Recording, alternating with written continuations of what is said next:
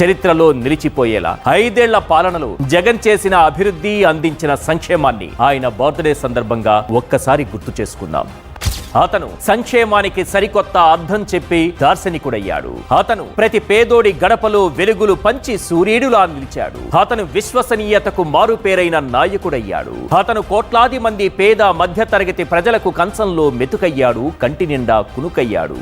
గుండెల నిండా భరోసా నింపాడు. అందుకే గెలుపోటములతో సంబంధం లేకుండా ప్రజలు మెచ్చిన నాయకుడిలా నిలిచాడు.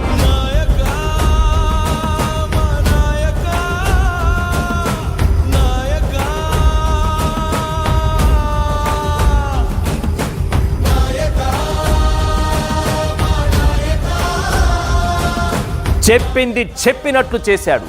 ఏపీ చరిత్రలోనే కాదు, ఉమ్మడి ఏపీ చరిత్రలోనూ మునిపెన్నడూ చూడనంత సంక్షేమాన్ని ప్రతి గడప ముందుకు చేర్చాడు. That is Jagan, this is vision అనేలా అద్భుతమైన పాలన సాగించాడు.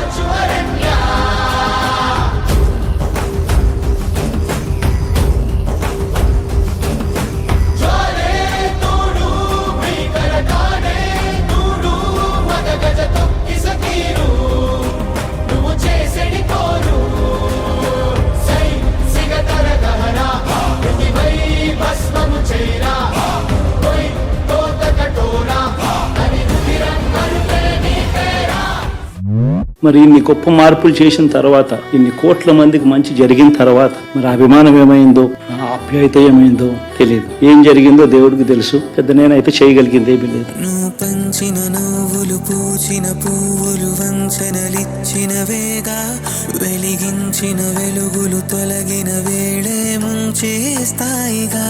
ప్రజల తీర్పు చేసుకుంటాం, కానీ మంచి చేయడానికి మాత్రం ప్రజలకు తోడుగా వాయిస్ ఆఫ్ ది వాయిస్లెస్ కింద ఈ పార్టీ పేదవాడికి అండగా నిలుస్తుంది.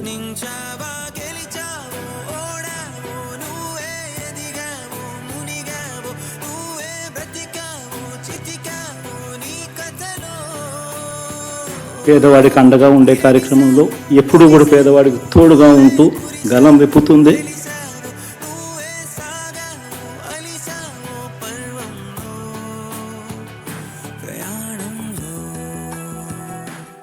ఏమి చేసినా, ఎంత చేసినా ఇంకా 40% ఓటు బ్యాంకు మాత్రం తగ్గించలేకపోయారు. ఖచ్చితంగా మళ్ళీ ఇక్కడి నుంచి లేస్తాం. మళ్ళీ ఇక్కడి నుంచి గుండె ధైర్యంతో నిలబడి మళ్ళీ లేస్తాం. ఈసారి జగన్ అన్న 2.0 కార్యకర్త కోసం ఎలా పనిచేస్తుందో కూడా చూపిస్తుంది. నేను చెప్పినా కూడా మా వాళ్ళు రేపు పొద్దున వినే పరిస్థితి ఉండదు. ఎవరెవరైతే మిమ్మల్ని జైల్లో పెట్టే కార్యక్రమం ఎవరెవరైతే చేస్తారో, మంచి చేసిన వాళ్ళని గుర్తుపెట్టుకోండి, చెడు చేసిన వాళ్ళని గుర్తుపెట్టుకోండి. ఊరికే చూస్తూ ఊరుకోండి. ఈసారి జగనన్న 2.0 కొంచెం వేరుగా కూడా ఉంటుంది. అక్కడ ఇక్కడ ఎక్కడికక్కడ ఎత్తిన తలకి రాత పెడతా, దెబ్బకి అబ్బని గుర్తుకు తెస్తా, నెత్తుటి స్నానం నీకు చేస్తా.